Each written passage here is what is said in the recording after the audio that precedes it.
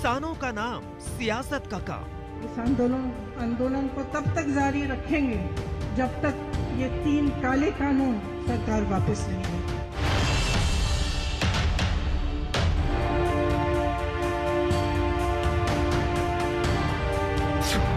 Border पर पहुंच गए विपक्षी नेता तमाम। मैं पंजाब से आती हूँ, ये तो मैंने अपने बॉर्डर में पाकिस्तान के साथ नहीं देखा है। वो तो देश के दुश्मन हैं जो वहाँ से निकल के आ जाते हैं।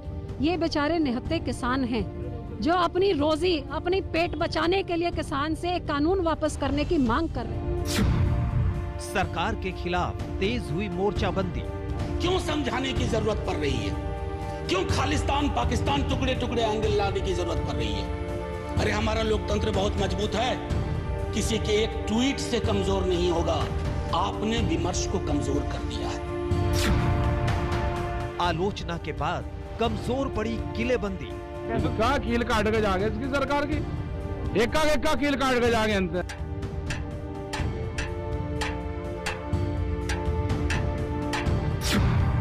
71वें दिन भी आंदोलन पर अड़े अन्नदाता।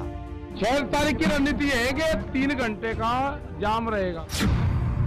सड़क से संसद तक जोर आजमा रहे हैं नेता।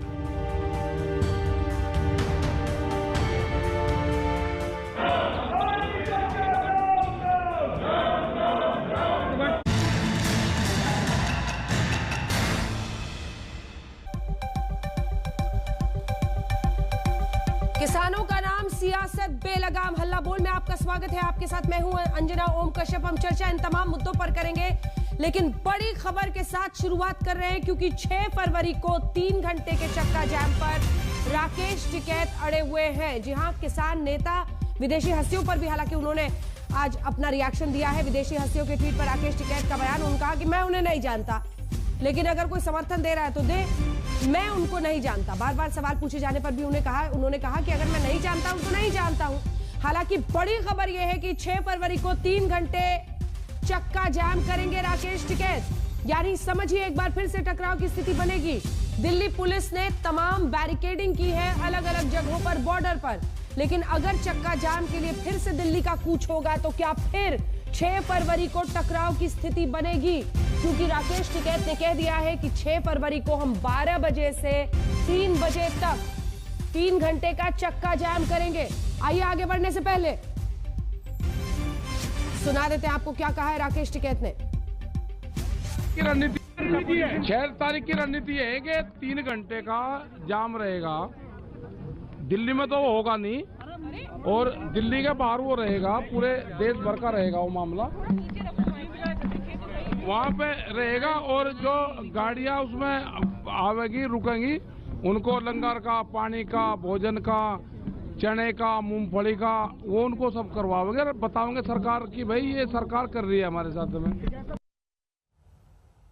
तो राकेश टिकैत कह रहे हैं कि दिल्ली में नहीं होगा, दिल्ली के बाहर होगा। वो ये भी कह रहे हैं कि जिन गाड़ियों को हम रोकेंगे वहां मूंगफली और चने खिलाकर समझाएंगे कि देखिए सरकार हमारे साथ क्या कर रही है। हमारे साथ डॉक्टर समित पात्रा, राष्ट्रीय प्रवक्ता भारतीय जनता पार्टी के चर्चा में जुड़ गए हैं। केसी Tyagi ji, secretary general JDU के हमारे साथ जुड़ गए हैं। हमारे साथ सांसद 3 जुड़ेंगे आज इस बहस में, क्योंकि संसद में यह मामला उठा है। अखिलेश प्रसाद सिंह जो कि सांसद है कांग्रेस पार्टी के, वो जुड़ेंगे। बलविंदर सिंह भुंडर जो कि सांसद है शिरोमणि अकाली दल के, वो हमारे साथ जुड़ेंगे राज्यसभा से। हनुमान बेनीवाल लोकसभा सांसद हैं, वो भी हमारे साथ जुड़ेंगे राष्ट्रीय लोकतांत्रिक पार्टी के। लेकिन चर्चा की शुरुआत करें उससे पहले आपको एक बार दिखा देते हैं सियासत क्यों बेलगाम हो चुकी है अब किसानों के मुद्दे पर। किससे लड़ रहे हैं आप? अपने किसानों से लड़ रहे हैं। ये तो मैंने अपने बॉर्डर में पाकिस्तान के साथ नहीं देखा है। The reputation of India has taken a massive hit. मैं भी खाइफ नहीं तख्ताएदार से। हमें इस बदलाव को सामूहिक भागीदारी से आगे बढ़ाने का संकल्प है। अगर इस नौजवान ने गद्दी वापसी की बात कर दी तो क्या करोगे?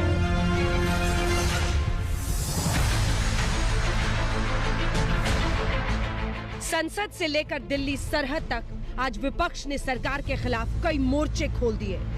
जो किसान संसद में किसान आंदोलन पर बहस के बीच प्रधानमंत्री ने चौरी चौरा कांड के शताब्दी पर किसानों के नाम संदेश दिया। प्रधानमंत्री ने कृषि कानूनों के फायदे गिनाए और खेती को मुनाफे का व्यापार बनाने का संकल्प लिया। मंडियों किसानों के फायदों का बाजार बने, इसके लिए 1000 और मंडियों को इनाम से जोड़ा जाएगा। यानी मंडी में जब किसान अपनी फसल बेचने जाएगा तो उसे और आसानी हो जाएगी, वो अपनी फसल कहीं भी बेच सकेगा। इसी बीच विपक्ष ने आज सरकार को संसद में घेरा। सभी पार्टियों में सहमति बनी कि क्वेश्चन आवर और जीरो आवर को सस्पेंड कर किसानों के मुद्दे पर 15 घंटे बहस हुई। किसान आंदोलन पर विदेशी बयानों पर राज्यसभा में विपक्षी नेताओं ने सरकार के प्रोपेगेंडा वाले दावे पर कहा कि एक ट्वीट से लोकतंत्र कमजोर नहीं होगा। वहीं केंद्रीय मंत्री अनुराग ठाकुर ने विदेशी ट्वीट में हिंदुस्तान के खिलाफ साजिश की बात दोहराई। मैं भी खाइफ नहीं तख्ताएदार से, मैं भी मंसूर हूँ कह दो अगियार से, क्यों डराते हो जिंदा की दीवार से। जेल, जिंदा जेल। जुल्म की बात को, जहल की रात को मैं नहीं मानता, मैं नहीं जानता। कुछ लोग ऐसे होते हैं जिनके ट्वीट के कई और कारण रहते होंगे, लेकिन इन एजेंसीज को, इन प्लेटफॉर्म्स को भी एक बार सोचना होगा कि इनका असर देश के ऊपर क्या होता। There might be some agenda. लेकिन 70 साल से जब तक किसान बेड़ियों में जकड़ा गया है, उन बेड़ियों को तोड़कर किसान को विकास और प्रगति के रास्ते पर प्रशस्त करना, ये एनडीए सरकार प्रधानमंत्री जी के नेतृत्व में हमारा संकल्प है। किसान का आय दुगना हो, किसान को स्वतंत्रता मिले कि वो अपना उत्पादन देश में कहीं भी बेच पाए। एक ही जगह तक वो किसान सीमित क्यों हो? और इसलिए ये कानून लाए गए। हमने मांग की थी कि आप ऑर्डिनेंस हम जो है उसको वापस करिए और सेलेक्ट कमेटी बनाइए। यहां पर अमेंडमेंट आए थे, सदस्यों ने दिए थे। आज यदि किसान घर द्वार छोड़कर अगर दिल्ली के आसपास बैठे हुए हैं, आप कहते हैं कि तो षड्यंत्र है, कांग्रेस करा रही है। अकाली दल सबसे पुराना एनडीए अलाइ पार्टनर है उसका, शिवसेना जी भी उनसे अलग हो गई। ये सब लोग प्रधानमंत्री की जो मोदी जी का जो अहम और अहंकार है, उसकी वजह से आज परेशान है। इधर संसद के घमासान के बीच गाजीपुर बॉर्डर पर विपक्ष की मोर्चेबंदी कीलबंदी पर हुई। किसान आंदोलन के हालात का जायजा लेकर लौटे टीएमसी, एनसीपी, अकाली समेत 8 दलों के नेता ने कीलबंदी पर सरकार से सवाल दागे। 13 लेवल की बैरिकेडिंग देश की राजधानी में अपने लोगों के बीच। मैं पंजाब से आती हूँ, ये तो मैंने अपने बॉर्डर में पाकिस्तान के साथ नहीं देखा है। वो तो देश के दुश्मन हैं जो वहां से निकल के आ जाते हैं। ये बेचारे निहत्थे किसान हैं जो अपनी रोजी, अपनी पेट बचाने के लिए किसान से एक कानून वापस करने की मांग कर रहे हैं। उनके ऊपर आपने ऐसे कर दिया। तीसरा मोर्चा खुला रामपुर में। दिल्ली के ट्रैक्टर हादसे में मारे गए किसान के घर पहुंची प्रियंका वाड्रा गांधी। 26 जनवरी को ट्रैक्टर पलटने से हुई थी नवनीत सिंह की मौत। प्रियंका ने कहा, आंदोलन राजनीतिक नहीं। परिवार से बात की, दादाजी से भी, पिताजी से भी बात की। उनका स्पष्ट ये कहना है कि एक न्यायिक जांच होनी चाहिए, निष्पक्ष जांच होनी चाहिए। बहुत क्लियरली उन्होंने कहा कि हम पूरी तरह से किसानों के साथ खड़े हैं, नवनीत जी के परिवार के साथ, उन सब शहीद किसानों के साथ और उन सब किसानों के साथ जो आज भी इतने दिनों बाद, महीनों के संघर्ष के बाद दिल्ली के बॉर्डर पे बैठे। सड़क से लेकर संसद तक संग्राम छिड़ा है किसानों के नाम पर। अब सबकी नजर प्रधानमंत्री पर है। माना जा रहा है कि प्रधानमंत्री इस मुद्दे पर सदन में बोलेंगे। इससे पहले राज्यसभा में आज गुलाम नबी आजाद ने सीधा कहा, सभी मानते हैं कि इस समस्या का हल सिर्फ प्रधानमंत्री कर सकते हैं। आज तक ब्यूरो। आइए चर्चा की शुरुआत करते हैं। डॉक्टर संबित पात्रा, राष्ट्रीय प्रवक्ता भारतीय जनता पार्टी के, हमारे साथ जुड़ गए हैं। केसी त्यागी जी, महासचिव जेडीयू के। अखिलेश प्रसाद सिंह, पूर्व कृषि राज्य मंत्री रह चुके हैं। बलविंदर सिंह भुंदर, जो कि सांसद हैं अकाली दल के। हनुमान बेनीवाल, सांसद आरएलपी के, हमारे साथ जुड़ गए हैं। डॉक्टर संबित पात्रा, आपके साथ शुरुआत करते हुए, राकेश टिकैत कह रहे हैं कि सैटरडे को यानी शनिवार को 12 से 3 चक्का जाम होगा और मनोज झा जो कि आरजेडी के सांसद हैं, उन्होंने कहा है कि एक ट्वीट से लोकतंत्र कमजोर नहीं होता। जवाब दीजिए, आपने तो ग्रेटा थनबर्ग के खिलाफ एफआईआर दर्ज कर दी है, अब उनको क्या हिरासत में लेके दिल्ली लाएंगे?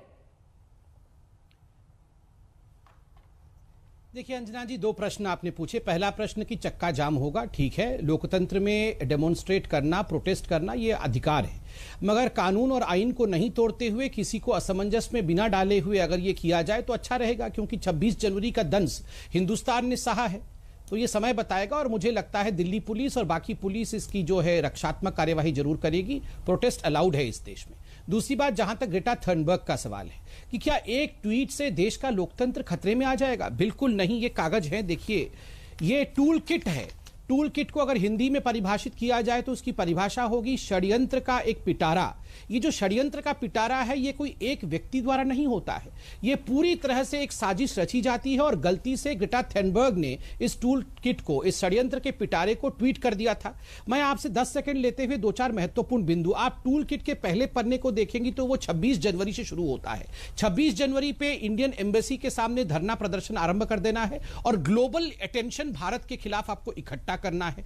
इसके लिए जो भी रिसोर्स चाहिए वो रिसोर्सेज आपको मुहैया कराया जाएगा, मतलब रिसोर्स भी इकट्ठा हो रखा है। और दूसरे पेज में क्या कहा जाता है? दूसरे पेज में कहा जाता है कि जो यूके के एमपी हैं उनको सबसे पत्राचार हो चुका है और किस प्रकार से भारत के साथ संबंध को खराब किया जाए उस विषय को लेकर भी चर्चा हो चुकी है। और तो और इसमें कहा गया है India has a long history of human right violations, violence and cruel indifference for most vulnerable citizen. Bharat में कोई ह्यूमन राइट नहीं है। ह्यूमन बींग्स को, मनुष्यों को हम मच्छरों की तरह ट्रीट करते हैं। और इसमें यह भी कहा गया है कि इसमें किसी भी कीमत पे स्टेट स्पॉन्सर्ड वायलेंस जो इंडिया में हो रहा है उसे रोकना है। और सबसे बड़ी बात, इंडिया के बिजनेस को कमजोर कर दो, जो इंडियन कॉर्पोरेट हाउसेस है उनके बिजनेस को ठप करना है, वहां प्रदर्शन शुरू कर दो। तो आखिर ये जो षड्यंत्र का पिटारा है, ये क्या एक ग्रेटा थनबर्ग का है? बिल्कुल नहीं, बहुत सारे लोग इसमें शामिल हैं। और मैं आपको याद दिला दूं, एक जसमीत सिंह नामक मेंबर ऑफ पार्लियामेंट है कनाडा के, जिन्होंने कल रिहाना को धन्यवाद भी दिया।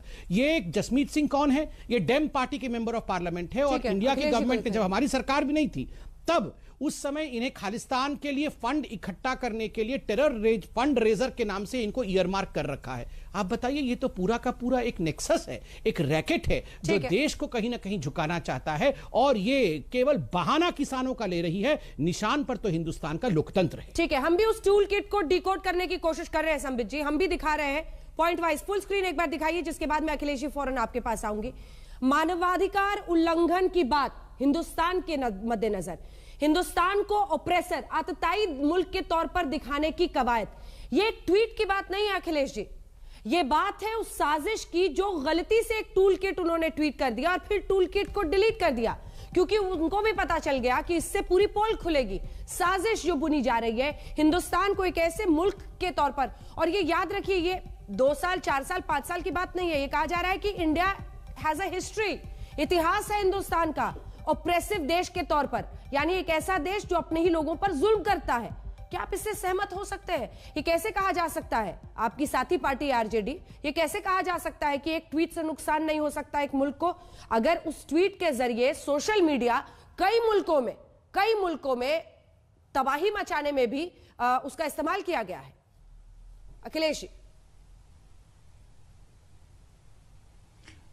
अंजना जी, पहले तो मैं ये साफ कर दूं, मुझे बताया गया आपके चैनल के द्वारा कि ये बिल्स पे चर्चा के लिए आप चर्चा रखे हैं। बाकी ये इतनी बड़ी समस्या मुझे नहीं लगती है जिस पे चर्चा हो और आप लोग चर्चा करें इस पे। किसी ने ट्वीट किया, भारत सरकार अब उसका जांच कर रही है, एफआईआर कर दी, करे, कोई तकलीफ नहीं है। लेकिन अगर कृषि बिलों पर बात करना है तो मैं 2004 में कृषि राज्य मंत्री था, जो परिचय आपने कराया मुझको, तो ये कोई नई बात नहीं है। जब कभी राजग गठबंधन की भारतीय जनता पार्टी की सरकार बनती है तो किसानों के खिलाफ, खेत खलिहान के खिलाफ कोई न कोई नियम कानून बनता है और उसमें कुछ ऐसा होते रहता है। मुझे याद है, और आज चर्चा के दौरान भी कई बार ये बात उठी, सरकार के तरफ से कई मंत्री लोगों ने भी कहा कि हम लोग दुगना करेंगे आय किसानों का, इसके लिए ये सब कानून हम लोग बनाए हैं, इसके लिए ये हम लोग बिल लाए हैं। लेकिन मैं आपको साफ तौर पर, मुझे आज भी अच्छी तरह से याद है, स्वर्गीय वाजपेयी जी के प्रधानमंत्रित्व काल में जिस धान का कीमत 550 रुपये प्रति क्विंटल था, जिस गेहूं का कीमत 620 रुपये प्रति क्विंटल था, क्या ये सच नहीं है कि मनमोहन सिंह जी की सरकार जैसे ही आई तो किसान संगठनों से मिलके बात करके और अपने बजट में पहली पंचवर्षीय योजना से लेके 11वीं पंचवर्षीय योजना तक जब कभी बजट होता था तो 10 रुपया, 20 रुपया, 50 रुपया प्रति क्विंटल उपज का दाम बढ़ाया जाता था। लेकिन पहली बार मनमोहन सिंह के नेतृत्व में जो सरकार बनी थी उसमें सीधे 550 रुपये प्रति क्विंटल से 1100 रुपये प्रति क्विंटल धान का कीमत किया गया था जी। 620 रुपये से गेहूं का कीमत 1240 रुपये प्रति क्विंटल किया गया था। केवल यही नहीं, अगर आपको समय है, सुनना है तो सुन लीजिए। हमको आज भी अच्छी तरह याद है, और डॉक्टर संबित पात्रा अगर सुन रहे होंगे तो उनको भी ये मालूम होगा कि उस समय बैंक से 10% पर कृषकों को लोन मिलता था, और जो व्यवसायी लोग गाड़ी खरीदने जाते थे, स्कॉर्पियो, मारुति, जो भी गाड़ी, उनको लोन मिलता था 8% पर। ठीक है, इसका जवाब देंगे। डॉक्टर संबित पात्रा हाथ उठा रहे हैं, याद कर लीजिए। ठीक है, डॉक्टर संबित पात्रा हाथ उठा रहे हैं। हाँ, उठा रहे हैं तो जवाब दीजिए। देखिए यहाँ पर वो कह रहे हैं कि जवाब लीजिए। हम लोगों ने, मैं अखिलेश जी मैं जवाब दे रहा हूं। अच्छी बात है कि कम से कम चिल्ला चोट वाली डिबेट नहीं हो रही है। आपने कुछ आंकड़े रखे, मैं भी आंकड़े रखता हूं। आप याद करिए, मैं अभी खोज रहा था कागज, ये बजट के कागज खोज रहा था, क्योंकि परसों ही बजट पढ़ते समय 1 तारीख को बजट धन्यवाद 1 तारीख को बजट पढ़ते समय निर्मला सीतारमण जी ने एक कंपैरेटिव डाटा रखा था एमएसपी का धान को लेकर। चूंकि आपने धान का कहा, धान को लेकर 2013-14 में 63,928 करोड़ रुपया का भुगतान किया गया था। 2019-20 में यही राशि बढ़कर के 1,41,930 करोड़ रुपए की हो गई, और 2021 में यह स्थिति और बेहतर हुई, और इस अवधि में यह राशि बढ़कर 1,72,752 करोड़ रुपए का हो गया। ठीक उसी प्रकार सर, एक सेकंड सर, मैं आपके बीच में नहीं बोल रहा, आप अच्छे व्यक्ति हैं, पूरा सुन लीजिए फिर जवाब दीजिएगा। सर एक सेकंड, नहीं आपने सर सुनिए, मैं कोई अलग नहीं ले रहा हूं, लेकिन आप इधर उधर का बात करिएगा तब। दालों के विषय में आपने कहा नहीं, आपको सभी की बात सुननी पड़ेगी ना सर। देखिए, ऑलरेडी आपकी जो मतलब राहुल जी की दोस्त ग्रेटा थनबर्ग ऐसा कह रही है कि हमारे देश में डेमोक्रेसी नहीं है। मैंने तो डेमोक्रेटिकली आपकी बात पूरी सुन ली, अब आप मेरी बात भी सुन लीजिए, वरना ग्रेटा देख रही होगी, वो कंप्लेंट कर देगी अभी। प्लीज मेरी बात सुन लीजिए। दालों के लिए 2013-14 में 236 करोड़ रुपए का भुगतान सरकार ने किया यूपीए के समय, और 19-20 में बढ़ा करके मोदी जी की सरकार ने 8,285 करोड़ रुपया, और अब इस वर्ष 10,530 करोड़ रुपए, 400% का बढ़ोतरी दाल में है। और आपने दूसरी बात कही कि ये ग्रेटा थनबर्ग वाला विषय कोई इतनी बड़ी समस्या नहीं है कि इस पर डिबेट किया जाए। देखिए, ये बहुत दुखद बात है, आप एक सांसद हैं। ये जो अटैक किया गया है ग्रेटा थनबर्ग द्वारा और बाकी जो पर्सनैलिटीज हैं, इन्होंने हिंदुस्तान के संप्रभुता, हिंदुस्तान की डेमोक्रेसी पे अटैक किया है। आप ये लाइन पढ़िए, India is retreating from its democracy. Tool kit Anjana ji के पास भी है, पेज नंबर 2 में देखिए, India is retreating from its democracy. आप बताइए, ये जो कानून थे ये इंडिया के पार्लियामेंट में डिस्कशन होने के बाद पारित हुए, सुप्रीम कोर्ट में ये कानून गए, सुप्रीम कोर्ट ने कमेटी बनाया। आप बताइए, ये ग्रेटा थनबर्ग और रिहाना, ये हिंदुस्तान की पार्लियामेंट और हिंदुस्तान की सुप्रीम कोर्ट से बड़ी है क्या? ये जो साजिश है, ये साजिश महत्वपूर्ण है, इस साजिश का पर्दाफाश करना महत्वपूर्ण है। और मैं नहीं, और अच्छी बात है कि इस देश में इस पर डिबेट हो रहा है, कंस्ट्रक्टिव डिबेट होकर हम ये पर्दाफाश कर रहे हैं। ठीक है अखिलेश जी, एक छोटा सा रिस्पांस, उसके बाद मैं केसी त्यागी जी आपके पास फौरन आ रही हूं। सर अखिलेश जी। नहीं अंजना जी, मैं जो कहा उसका जवाब इन्होंने दिया नहीं है। क्या ये सच नहीं है कि पहली पंचवर्षीय योजना से लेकर 11वीं पंचवर्षीय योजना तक केवल 10 रुपये, 20 रुपये और 50 रुपये से ज़्यादा कभी बढ़ते नहीं थे? क्या ये सच नहीं है कि पहली बार सीधा दुगना करने का काम मनमोहन सिंह जी के नेतृत्व वाली सरकार ने किया एमएसपी का? उसका जवाब है आज भी। जो भी वो मेरी बात का जवाब नहीं दे पाए, फिर वो वहीं चले गए। ठीक है, समझिए, जो 2 लाइन कार्रवाई का करनी जवाब है आप भारत सरकार की तरफ से करिए ना, उसमें कांग्रेस पार्टी कहां रोक रही है? देखा है 2 लाइनों में, और खेती की बड़ी अच्छी जानकारी है त्यागी जी की, वो बता देंगे जल्दी से। संबित जी जल्दी से। दो इन्होंने एमएसपी को दुगुना करने वाली बात कही और इसका क्रेडिट मनमोहन सिंह जी को देने की कोशिश की। याद कीजिए 2006 में स्वामीनाथन कमेटी बनी थी, 2006 से अभी तक उसको कोल्ड स्टोरेज में रखा गया था, और अब जब नरेंद्र मोदी जी ने इसको 2016 में 1.5 टाइम्स एमएसपी को बढ़ाया, खुद स्वामीनाथन जी ने न केवल ट्वीट करके अपितु एक आर्टिकल लिख के कहा कि जो मेरे सपने थे उन सपनों को साकार करने का काम नरेंद्र मोदी जी की सरकार ने किया है। इसलिए ये झूठ ना बोला जाए कि डॉक्टर मनमोहन सिंह ने किया था। अगर डॉक्टर मनमोहन सिंह ने कृषि के लिए इतना अच्छा काम आप झूठ बोल रहे हैं। डॉक्टर मनमोहन सिंह ही प्रधानमंत्री होते और कांग्रेस पार्टी होती। श्रीमान जी, आपको नहीं मालूम है कृषि के बारे में, स्वामीनाथन जी से पूछिएगा। ठीक है, आप डिबेट में चले आते हैं जरूर पार्टी की तरफ से। राहुल गांधी को पूरा मालूम है, हमको नहीं मालूम है। अगर ये करिएगा अखिलेश, ये गलत बात है, हमको नहीं मालूम। 2750 रुपया प्रति क्विंटल होता है, आधा कर देने से आपको शायद मालूम नहीं है। C2 प्लस 50% अगर आप ये फॉर्मूला पर करेंगे तो धान का प्राइस अभी 2700 रुपए से ज्यादा प्रति क्विंटल होना चाहिए। मैंने जो आप 1800 कुछ रुपए दे रहे हैं। स्वामीनाथन जी का रिपोर्ट था, स्वामीनाथन जी ने आर्टिकल लिखा। आप ग्रेटा थेनबर्ग के बारे में भी थोड़ा बताइए। ये जो साजिश है स्वामीनाथन जी, जो साजिश है उस पर भी कुछ बताइए। हम साजिश नहीं है ये, इसमें प्रधानमंत्री जी तो डिबेट हो गया। आप लोग क्यों बरगला रहे हैं देश को? इसी और स्वामीनाथन जी भी हम लोग सब साथ काम किए थे जिस समय मैं मंत्रालय में काम करता था, सही कह रही है, वो भी राज्यसभा के सदस्य थे। ये अब फिर आप वहां कहां जा रहे हैं? बेकार का जो कार्रवाई करनी है करिए ना। आप उसको इस इशू से क्यों जोड़ रहे हैं? ठीक है, जब आप हम कहां गए हैं? गए तो आपके रणदीप सिंह सुरजेवाला और राहुल गांधी करने लगते हैं। हर सरकार कहती है किसानों के वही मसीहा थे। ना काहे फंसते हैं? हमने तो स्वामीनाथन कमेटी के बारे में कहा। कुछ सच आप भी अपने दौर के वक्त से बताइए। और दूसरा सवाल, क्या ग्रेटा थनबर्ग पर चर्चा करना या साजिश का खुलासा करना देश को बरगलाना है? त्यागी जी। नहीं, आप उस पे आप करिए ना, लेकिन उसमें किसानों का क्यों समय जाया कर रहे हैं? उसमें किसान को एप्लीकेशन दिया था उनको कि आप मेरे पक्ष में बयान दीजिए, मेरे पक्ष में ट्वीट करिए। ठीक है, देश का किसान तो नहीं गया था। बिल्कुल, इसका जवाब लेंगे डॉक्टर पात्रा से। अपनी बात मंगवाने के लिए पिछले 72 दिन से दिल्ली के सीमाओं पर बैठे हैं और ये सरकार को समझ में नहीं आ रही है। इस संवेदना शून्य सरकार को ये समझ में नहीं आ रही है। नहीं, आप ये बताइए, आपने 2006 से स्वामीनाथन कमेटी को अभी तक लागू क्यों नहीं किया था? 2014 तक आपकी सरकार थी, क्यों नहीं लागू हुआ था स्वामीनाथन कमेटी? और किसने लागू किया स्वामीनाथन कमेटी के रिकमेंडेशंस को? इसको देश को बताने की आवश्यकता नहीं है, देश जानती है। और अभी मैंने आपको बजट उसमें कहा किया था। देखिए, अंजना जी बोल रहे हैं कि स्वामीनाथन कमेटी को मनमोहन सिंह ने लागू किया था। ये तो सरासर झूठ बोल रहे हैं। कृषि का थोड़ा भी जानकारी ठंडे बस्ते में पड़े रहे सर सारे रिकमेंडेशंस। त्यागी जी बोलिए।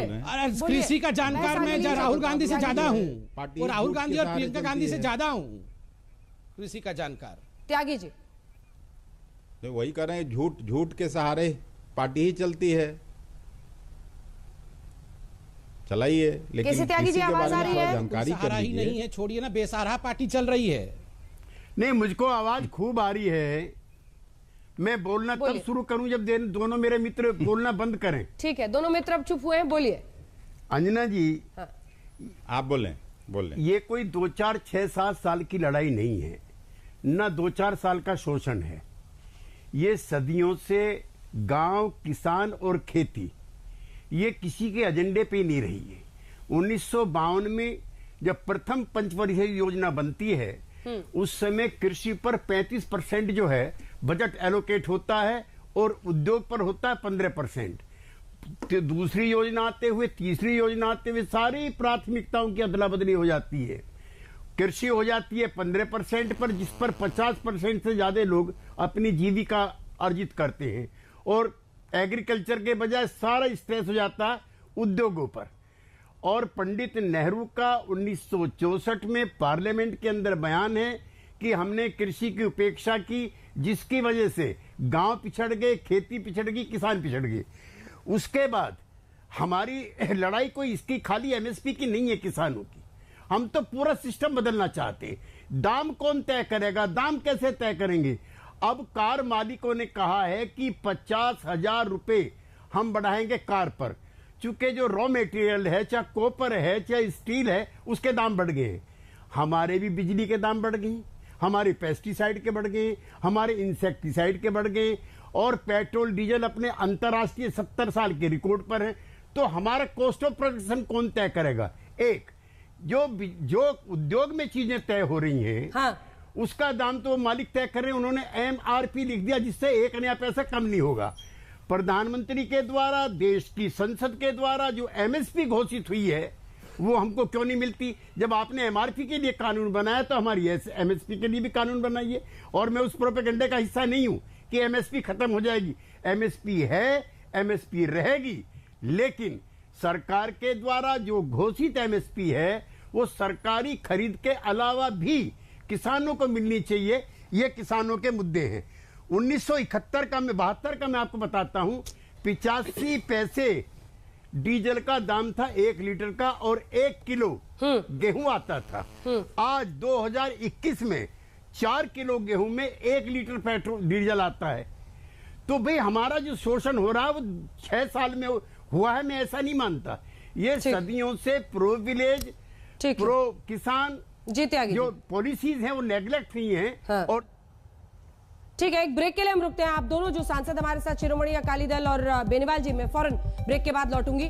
सवाल यही है कि क्या वाकई किसानों के मुद्दे से बरगलाने के लिए ग्रेटा थनबर्ग के मुद्दे को उठाया जा रहा है, या जो ट्वीट करके डिलीट कर दिया ग्रेटा थनबर्ग ने, उस पर उसकी सच्चाई तक पहुंचना भी बहुत जरूरी है। क्या भारत को बदनाम करने की साजिश? एक ब्रेक के बाद हम लौट रहे हैं, देखते रहिए आज तक।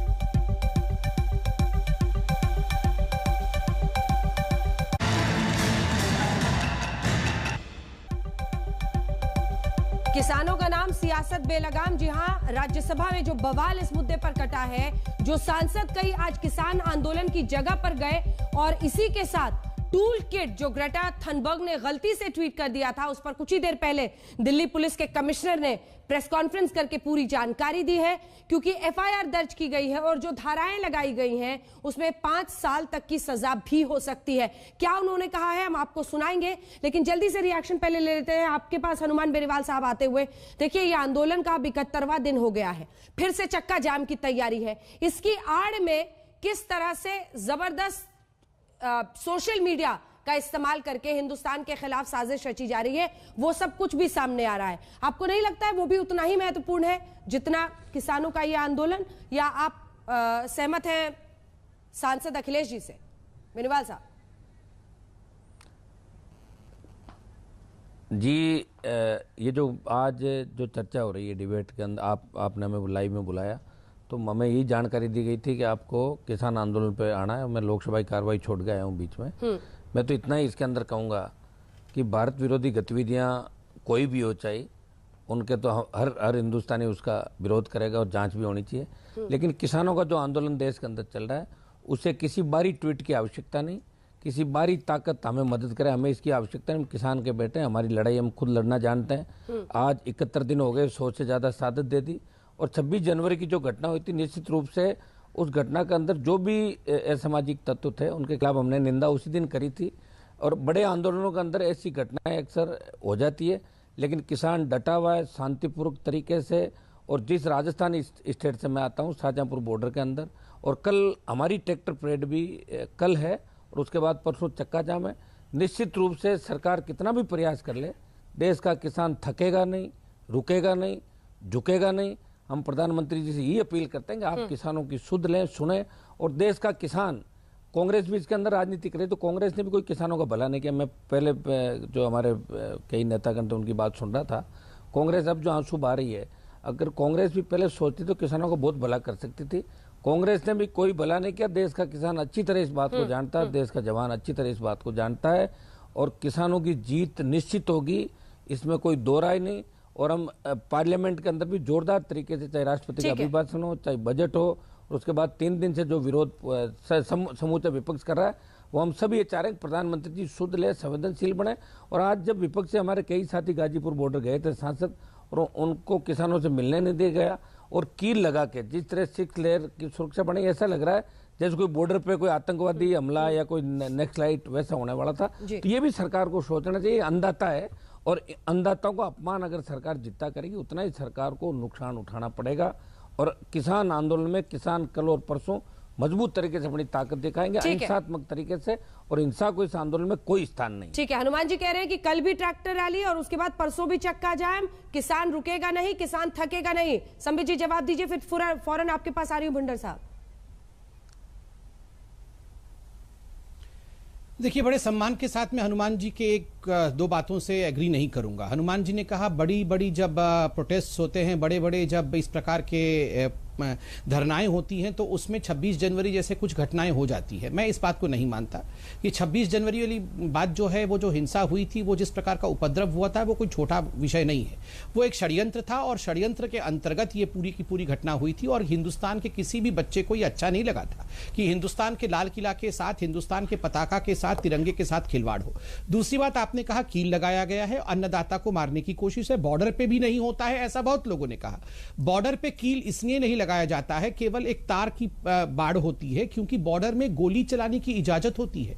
बॉर्डर के उस पार से जो लोग आते हैं वो हमारे देश के नहीं होते हैं, उन पे गोली चलती है, उनके लाश को हम बिछा देते हैं। मगर यहां तो उपद्रवियों को भी हम नहीं मारना चाहते, हम केवल प्रिवेंटिव मेजर ले रहे हैं, रक्षात्मक कदम उठा रहे हैं। याद रखिए, दिल्ली पुलिस ने किस प्रकार से संयम का प्रदर्शन किया था 26 जनवरी को। इतना कुछ होने के बाद खुद उनकी हाथ कट गई, खुद वो गड्ढे में कूद गए, मगर फिर भी दिल्ली पुलिस ने ऊं कहा न चूं कहा। इसलिए, और उस समय आप ही लोगों ने प्रश्न पूछा था कि आखिर दिल्ली पुलिस क्या कर रही थी, क्यों नहीं रोक रही थी 26 जनवरी में। राहुल गांधी ने पूछा था क्यों नहीं रोका उपद्रवियों को। आज रोकने का जो चेष्टा चल रही है, रोकने की कोशिश कर रही है दिल्ली पुलिस, तो हमें तो शाबाशी देनी चाहिए। बिना गोली चलाए, बिना किसी का खून बहाए, यदि कुछ बैरिकेड्स लगाने से अगर हिंसा रुक जाती है तो इससे बढ़िया कुछ नहीं हो सकता है। और तीसरी बात देखिए, जहां तक ग्रेटा, चलिए बोल लीजिए। एक सेकंड, जो खबर आ रही है हम बता दें, जो अंजना जी, अभी तक जानकारी आई है उस पर। हनुमान बेनीवाल जी, दिल्ली पुलिस ने कहा है कि किसान नेताओं को उन्होंने बताया था, सोशल मीडिया मॉनिटरिंग के दौरान ये सब कुछ पाया गया था। जिस तरह से उकसाने की खबरें आ रही थी, किसान नेताओं को हमने बताया था, 300 से ज्यादा ट्विटर हैंडल्स को अलग किया गया था। मॉनिटरिंग के दौरान हमें भी ये टूल किट मिला था। 26 जनवरी को हुई हिंसा पूर्व नियोजित है, ये दिल्ली पुलिस कह रही है। दिल्ली हिंसा पर यह पुलिस का बड़ा बयान है। कुछ ही देर पहले जो प्रेस कॉन्फ्रेंस की गई है उसमें कहा गया है कि साइबर सेल मामले की जांच कर रही है और ये टूल किट हमें मिला था, हमने किसान नेताओं को बताया था, लेकिन उसके बावजूद ये हट कितना सही है। हनुमान बेनीवाल जी। अंजना जी 26 जनवरी की जो घटना थी, हमने भी ट्रैक्टर परेड की थी शाहजहांपुर बॉर्डर से मानेसर तक, और मैं स्वयं एक देश का पहला सांसद था जो ट्रैक्टर लेके आया था। हमने उस घटना की उसी दिन निंदा कर दी। अब संबित जी उस बात को अलग ले जा रहे हैं, हनुमान जी कह रहे 26 जनवरी घटना, हमने कब कहा अच्छी घटना थी? हमने कहा वो घटना गलत थी, तिरंगे का अपमान कोई हिंदुस्तानी सहन नहीं करेगा। लेकिन उस घटना का जिक्र करके आप किसान आंदोलन को खत्म ही करना चाहो तो वो कैसे बर्दाश्त करेंगे हम लोग? हमारा मूवमेंट दूसरा है, हम तीनों बिल वापसी की और संपूर्ण स्वामीनाथन आयोग की रिपोर्ट की बात कर रहे हैं। आप कह रहे हो हमने लागू करी, आपने करी है लागू जरूर, लेकिन पूरी रिपोर्ट आपने लागू नहीं करी 100%। आप 100% अगर स्वामीनाथन आयोग की रिपोर्ट लागू कर दो तो किसान की आय भी दुगुना हो जाएगी, 3 गुना हो जाएगी, और बिल वापस ले लो। क्यों जिद कर रहे हो आप बताओ? ये आपके ही लोग हैं जिन्होंने मोदी जी को प्रधानमंत्री बनाया। 6 स्टेट में 120 से ज्यादा सीटें आपको दी है एनडीए और भारतीय जनता पार्टी को। हम भी आपके परिवार के लोग हैं। अकाली दल, आरएलपी, हम आपको छोड़ के चले गए, शिवसेना चली गई, सारे सब चले जाएंगे धीरे धीरे। फिर कैसे अकेले सत्ता के अंदर आओगे 24 में? आप हट छोड़ो और किसानों की मांगे मानो। आप देखिए, त्यागी जी तो अभी साथ है, लेकिन इन्होंने बता दिया कि कैसे कि कौन सी पार्टियां छोड़कर चली गई। एक साथ जवाब दीजिएगा संबित जी। एक बार पहले भुंडा साहब बोले। भुंडा साहब, अपनी बात आप खुलकर कहिए। और ये क्या जो हनुमान जी कह रहे हैं उसमें दम है? उनका कहना है कि आप डरा कर कि ये साजिश हो रही है, वो साजिश हो रही है, आप किसान आंदोलन को नहीं दबा सकते हैं। भुंडा साहब। अंजना जी, मैं ये कहना चाहता हूं कि ये देश में डेमोक्रेसी है। डेमोक्रेसी में जो लोक राज लोग बनाते हैं, लोगों के लिए बनता है और लोगों के लिए काम किया जाता है। ये जो कानून है, 3 जो एग्रीकल्चर लॉज है, जब ये ऑर्डिनेंस आया, हम इनके साथी थे, बड़े पुराने 30 साल पुराने साथी थे बीजेपी के, और बड़ा विश्वास था आप में, अनकंडीशनल थे। हमने बोला इनको कि ये ऐसे ना बनाएं, इन पे लोगों को आशंका है, उनको बुलाइए, जिन लोगों को इतराज है उनके सुनिए, सुनने के बाद बनाइए जी। तो हमें भरोसा दिया गया कि जब बिल आएगा तब हम सब ठीक कर देंगे। लेकिन बिल आने के वक्त भी हमने 3-4 मीटिंगें बीजेपी के प्रधान से, इनके मिनिस्टरों से, सबसे की लेकिन हमारी बात नहीं मानी गई। आज प्रॉब्लम जहाँ तक आ गई है, उसके बाद 11 मीटिंगें हो गई, अब प्रधानमंत्री जी खुद कह रहे हैं कि मैं नुकसान नहीं करना चाहता, मैं किसान, मेरा देश का प्यारा किसान है, देश की तरक्की के लिए योगदान है। मैं सिर्फ यही कहना चाहता हूं कि आज इस प्रॉब्लम को किसी लॉ एंड ऑर्डर या किसी दूसरे तरीके से ना देखिए। हर एजिटेशन में कहीं ना कहीं कोई ऐसा शख्स आ जाता है जो उसको गलत साइड पे ले जाने करता है, लेकिन किसान शांति से बैठे हैं और हर घटना जो गलत होती है उसकी निंदा करते हैं। हम सब लोग भी इस देश के वासी हैं और सबसे ज़्यादा जिस पंजाब को जिसके साथ जोड़ा जाता है, जिसने अगुवाई की है, सबसे ज़्यादा आज़ादी की लड़ाई लड़ने वाला तो पंजाब है। कितने लाख लोग मरे जब हिंदुस्तान बड़ा देश आज़ादी बना रहा था, हम उजड़ रहे थे। हम लोग कभी सोच सकते हैं कि ये देश इसको कोई तोड़े? ये देश हमारा है। लेकिन किसान और जवान जब 65 में पाकिस्तान से जंग हुई थी, तब पुराने हथियारों से पेटेंट टैंक तोड़े। एयर मार्शल अर्जन सो वर्गे आप डायरेक्ट कदे एयर मार्शल नहीं जाता, आप हवाई हमले किए। और जनरल अरोड़े वर्गिया ने न्याजी तो 1 ਲੱਖ ਬੰਦੇ ਤੋਂ 71 ਦੀ ਵਾਰ 'ਚ ਹਥਿਆਰ ਸਟਿਆਏ। ਅੱਜ ਉਹਨਾਂ ਲੋਕਾਂ ਨੂੰ ਅੱਜ ਖਾਲਿਸਤਾਨੀ ਕਹਿਣਾ, ਇੱਕ ਬੰਦੇ ਦੀ ਗਲਤੀ ਨੂੰ ਕਿਸੇ ਕੌਮ ਦੇ ਸਿਰ ਜੜਨਾ, ਇਹ ਗੱਲਾਂ ਨੂੰ ਸਾਨੂੰ ਸੋਚਣਾ ਚਾਹੀਦਾ। ਮੈਂ ਪਾਤਰਾ ਜੀ ਨੂੰ ਕਹਾਂਗਾ, ਇਹ ਬਹੁਤ ਸਿਆਣੇ ਸਮਝਦਾਰ ਹੈ, ਇੰਟੈਲੀਜੈਂਟ ਹੈ। ਕਦੇ ਕਿਸੇ ਕੌਮ ਨੂੰ ਮਹਾਤਮਾ ਗਾਂਧੀ ਤੋਂ ਤਾਂ ਵੱਡਾ ਕੋਈ ਸੀ ਨਹੀਂ। ਜੇ ਉਹਨਾਂ ਦਾ ਮਰਡਰ ਹੋਇਆ ਕਿਸੇ ਨੇ ਕੌਮ ਨੂੰ ਬਲੇਮ ਕੀਤਾ? ਰਾਜੀਵ ਗਾਂਧੀ ਦਾ ਮਰਡਰ ਹੋਇਆ ਕਿਸੇ ਨੇ ਤਾਮਿਲ ਵਾਲਿਆਂ ਨੂੰ ਬਲੇਮ ਕੀਤਾ? ਕਿਸੇ ਕੌਮ ਨੂੰ ਲੈ ਲੈਣਾ, ਕਿਸੇ ਸੂਬੇ ਨੂੰ ਲੈ ਲੈਣਾ, ਇਹ ਦੇਸ਼ ਸਭ ਦਾ ਸਾਂਝਾ ਹੈ। ਇਸ ਦੇਸ਼ ਵਾਸਤੇ ਅਸੀਂ ਜਲਿਆਂਵਾਲੇ ਬਾਗ, ਸਰਦਾਰ ਭਗਤ ਸਿੰਘ ਵਰਗੇ, ਸਾਊਦ ਸੁਸਨਾਮ ਵਰਗੇ ਬੜੀਆਂ ਕਲਾਮੀਆਂ ਕੀਤੀਆਂ ਨੇ। ਇਸ ਕਰਕੇ मैं कहना चाहता, मेरी एक सेकंड, मैं दोबारा बहुता नहीं बोलांगा। मेरे से अंकड़े पहले देती है त्यागी जी ने बहुत अच्छी तरह, बैनीवाल जी ने भी बहुत अच्छी तरह केस किसानों का पेश किया है। मैं सिर्फ इतना कहना चाहता हूँ कि जो कोई गलती करता है एक आदमी, तो वो उसका जिम्मेवार है।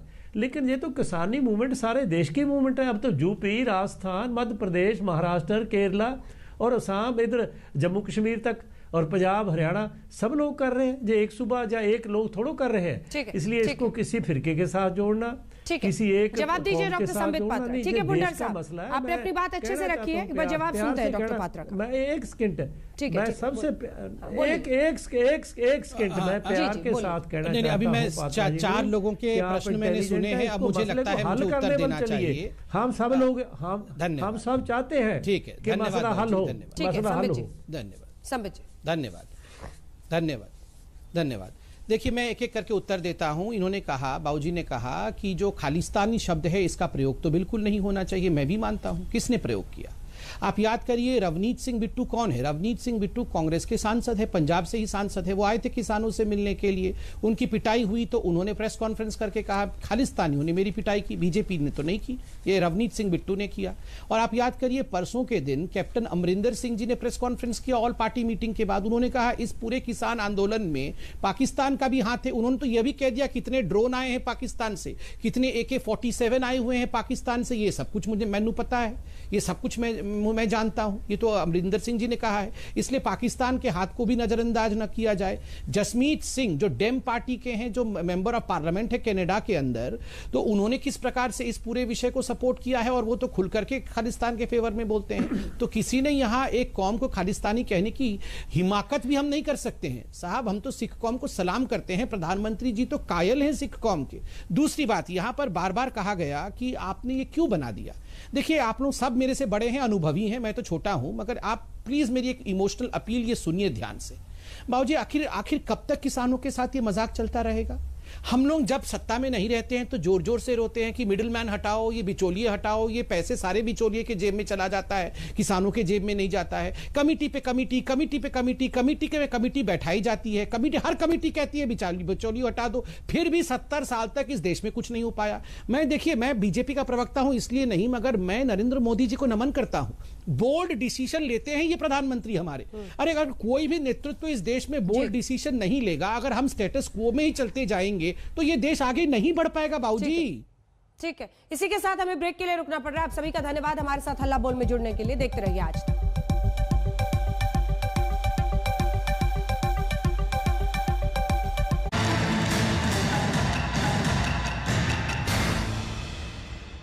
तो किसान आंदोलन के मुद्दे पर विपक्ष ने आज जबरदस्त तरीके से संसद से लेकर सड़क तक सरकार को घेरा। इसी पर आप देख रहे थे हल्ला बोल। देखते रहिए आज तक।